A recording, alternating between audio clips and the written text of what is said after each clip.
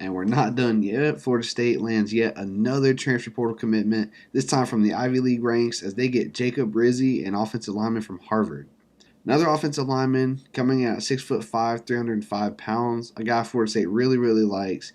He visited last week for a couple of days and committed to the Noles on Wednesday evening. He was a first-team All-Ivy League player, which, granted doesn't have the toughest competition by any means, but looking at his film and his stats, he's bullying people there at Harvard. He played 23 games, started 20 of them. He's played over 1,300 career snaps, 673 of those snaps at right tackle, 615 at left tackle, 61 snaps at guard, and then 5 at center. So he's a very versatile piece along that offensive line.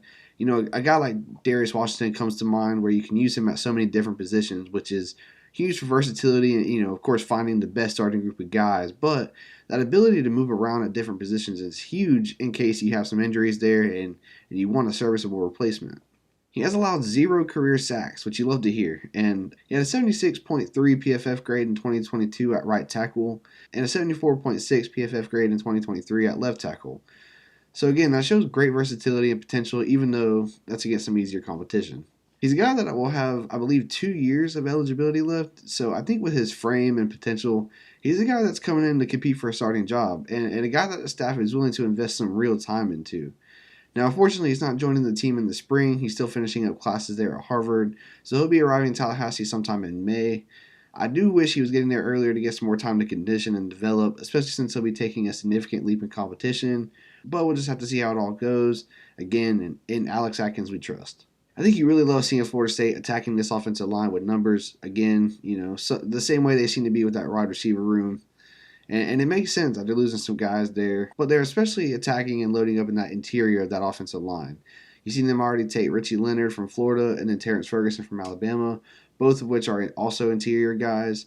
And for what it's worth, I do think they at least take one more player along that O-line, but I guess it'll be more of an outside guy, probably a tackle, probably a left tackle. I think this amount of numbers is also almost serving as a sort of insurance policy because there still might be a few guys that are currently on this roster who might depart in the next May transfer portal window, especially if the spring doesn't really go their way. So we may see a few guys at that position leave, but I think you also have a lot of really good young guys in that room that you're excited about, like Lucas Simmons, Manasseh Itet, and then some other guys that are still a couple years in, but you're still not sure about. A guy like Julian Armella or Kanaya Charlton kind of come to mind. If one of those guys decide to hit the portal, you're going to be very glad Florida State's brought in quite a few guys here.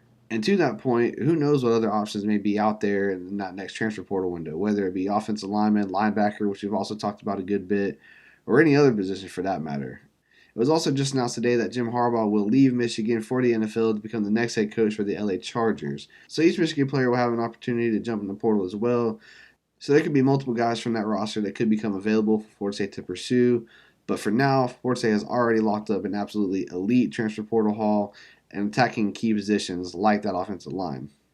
Florida State continues to clean up here in the transfer portal, bringing in the top 3 class so far, and again, maybe still some more time to go. And that's exactly why you're going to want to make sure you're subscribed to the channel to keep up with all the big updates and additions, just like this one, and stay in touch with all things Florida State football. We'll talk soon, and as always, go Noles.